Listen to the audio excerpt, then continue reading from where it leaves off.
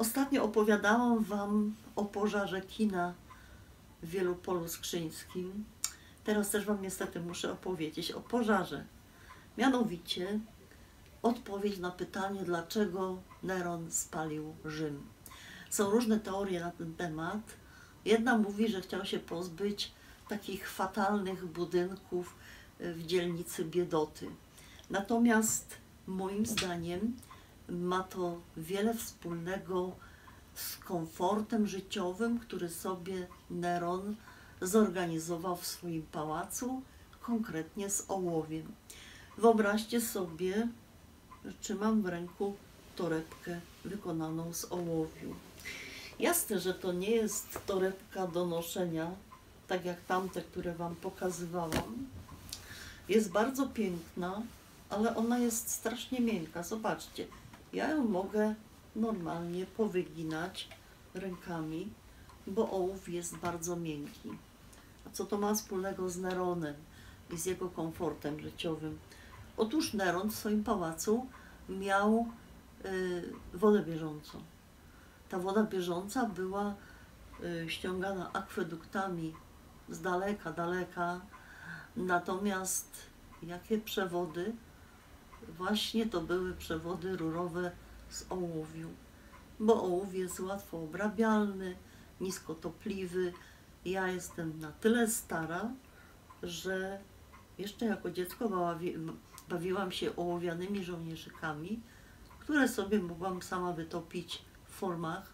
Wystarczyło do garnka wrzucić te połamane, roztopić, wlać do formy i już znowu bitwa mogła trwać. Czasami się zastanawiam, czy to, co się dzieje wokół nas, nie ma czegoś wspólnego z takimi żołnierzykami. No ale dobra, co to się z tym Neronem stało? Otóż Neron nie wiedział o tym, nikt nie wiedział, że ołów uszkadza kości oraz mózg. Neron hulał, to było właśnie spowodowane złym działaniem ołowiu na układ kostny, ale co gorsza, również odbijała mu, jakbyście to sami powiedzieli dzisiaj, palma i nie zawsze zachowywał się mądrze. Poza tym jego takim marzeniem było zostać artystą.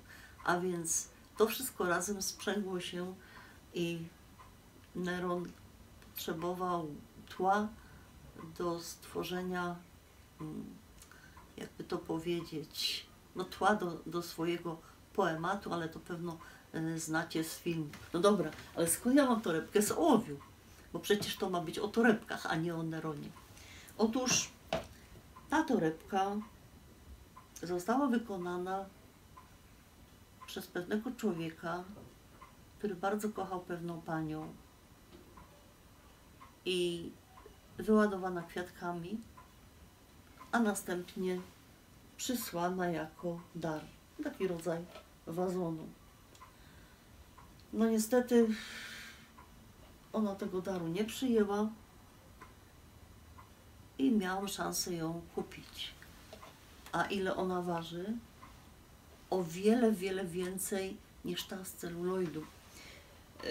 Ołów jest bardzo ciężki, jego ciężar jest porównywalny z ciężarem złota, stąd właśnie bardzo często alchemicy usiłowali właśnie ołów zamienić w złoto, dlatego że to było podobne ciężarem, więc uważali, że blisko do złota.